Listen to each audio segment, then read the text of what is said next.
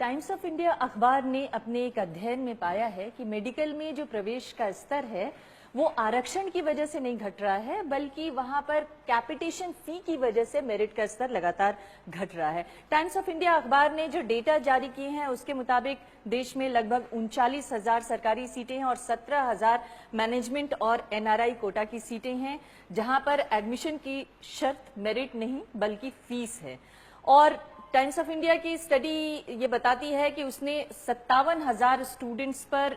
409 colleges में 57,000 students पर study किया, जिसमें ये बताया गया कि नीट का जो एवरेज स्कोर था वो सरकारी कॉलेजेस का स्कोर था 448 और प्राइवेट कॉलेजेस का जो एवरेज स्कोर था वो 308 था। और अगर एससी स्टूडेंट्स यानी शेड्यूल कास्ट स्टूडेंट्स का जो एवरेज स्कोर देखा जाए तो सरकारी कॉलेजेस में शेड्यूल कास्ट स्टूडेंट का जो स्कोर था वो 398 था और अगर सभी कॉलेजेस में शेड्यूल कास्ट स्टूडेंट्स का स्कोर देखा जाए तो 367 था, जो ओवरऑल एवरेज था। लेकिन इस अगर आंकड़े को का ठीक तरीके से अध्ययन किया जाए तो ये स्पष्ट होता है कि ये जो शेड्यूल कास्ट के स्टूडेंट्स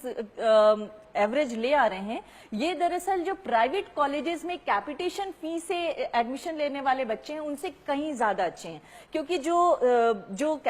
कैपिटेशन फी देके एडमिशन हो रहा है उसमें 211, 212 नंबर पर भी एडमिशन हो जा रहे हैं, चाहे वो एनआरआई कोटा हो चाहे मैनेजमेंट कोटा हो। तो ये एक तरह से सत्येंद्र रंजन हमारे साथ हमारे सहयोगी। सत्येंद्र, क्या ये एक तरह से ये नहीं दिखाता है कि दरअसल पैसे वालों को सीटें बेचने की वजह से जो मेरिट है और जो गुणवत्ता है मेडिकल की पढ़ाई की वो घट रही है, ना कि आरक्षण इसकी वजह? ये स्टडी आरक्षण के खिलाफ जो पूरा डिस्कोर्स पिछले डिकेड्स में डेवलप किया गया है उसको पंक्चर करता है,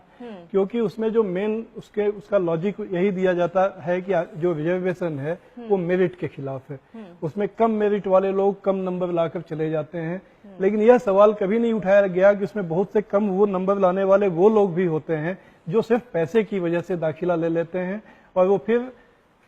वो इंजीनियर, अभी ये तो डॉक्टर्स के लिए है मेडिकल कॉलेजेस के लिए, लेकिन यह बात इंजीनियरिंग कॉलेज पे भी लागू होगी कि वो इस तरह के जो टेक्निकल पढ़ाई है उसमें उनको दाखिला मिल जाता है। तो यह जो सवाल इतने समय से ये बात बार बार, मेरिट अपने आप में एक डिबेटेबल टॉपिक है, उस पर हम लोग अलग से बात कर सकते हैं, लेकिन अगर मेरिट को एक्सेप्ट भी कर लिया जाए जिस मेरिट की बात की जाती है तो ये स्टडी उस पूरे डिस्कोर्स को पंक्चर कर देती है कि रिजर्वेशन जो है वो एंटी मेरिट है। जी, हमने तो यहाँ तक देखा कि अगर एनआरआई या मैनेजमेंट कोटे में 211, 212 नंबर आ रहे हैं और 19 लाख या 20 लाख आप फीस दे रहे हैं तो आपका एडमिशन आसानी से हो जा रहा है, तो फिर मेरिट कहाँ पर डाइल्यूट हो रही है? ये तो अमीर लोग साफ बता सकते हैं। इसके लिए किसी तर्क की जरूरत नहीं है और किसी आईने की भी जरूरत नहीं है, आईना उनका मेरिट खुद बता रहा है। लेकिन बात यह है कि जब ये सारी चीजें हो रही हैं तब भी आरक्षण को इतना बड़ा मुद्दा बनाया जाता है, वो मुद्दा कैपिटेशन फी को लेकर क्यों नहीं बनाया जाता? इसलिए नहीं बनाया जाता है कि इसमें जो लोग ये मुद्दा बनाते हैं उनका वेस्टेड इंटरेस्ट इसमें है। जो समाज का जो तबका जो बहुत पहले से प्रिविलेज्ड क्लास है वो अपने प्रिविलेज को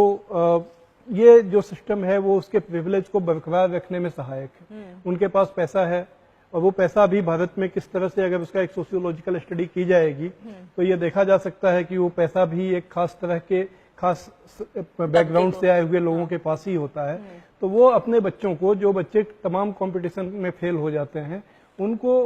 पैसे देकर वो इंजीनियर और डॉक्टर बना लेते हैं। मतलब जो पढ़ाई है वो दरअसल सामाजिक आर्थिक हैसियत से तय हो रही है, खासतौर से इस तरह की जो टेक्निकल पढ़ाइयां हैं, चाहे वो मेडिकल हो या इंजीनियरिंग हो, वहां पर आपकी सामाजिक आर्थिक हैसियत अगर अच्छी है तो आप कम नंबर ले आकर भी पढ़ाई कर सकते हैं। बस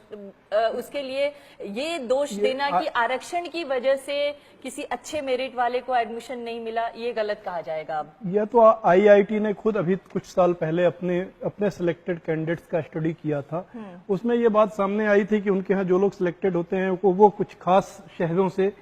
ऐसे फैमिलीज से जो प्रोफेशनल, जिन फैमिलीज में पहले से प्रोफेशनल से इंजीनियर, डॉक्टर, वकील हैं, मतलब एक जो उनका पारिवारिक बैकग्राउंड है ये बहुत मेजर रोल प्ले करता है। कोचिंग की सुविधा, पढ़ाई की सुविधा, कंप्यूटर की सुविधा जिन बच्चों को मिलती है,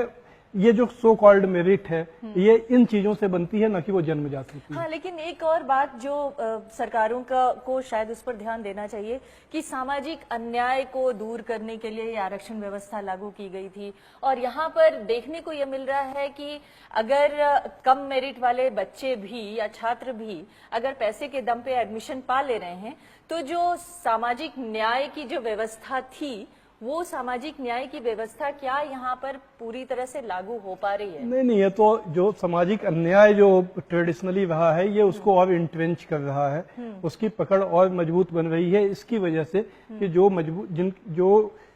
उस तरह की पृष्ठभूमि के लोग हैं जिनके पास पैसा और सामाजिक ताकत है, वो अपने इस तरह जो आज के जमाने में जिन नौकरियों की वजह से अपना इन्फ्लुएंस बनता है उस पर वो और उनकी पकड़ बनी हुई है। जी, बहुत बहुत धन्यवाद आपका सत्येंद्र रंजन। तो ये स्पष्ट है कि जिस तरह की स्टडी सामने आई है उससे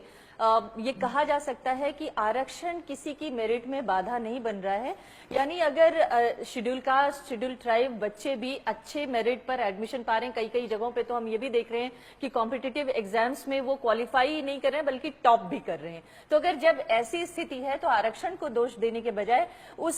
सामाजिक आर्थिक पहलू पर ज्यादा गौर करने की जरूरत है, जो सामाजिक आर्थिक पहलू अन्याय की जो दरार है उसको और ज्यादा बढ़ा रही है। बहुत बहुत धन्यवाद आपका। नमस्कार।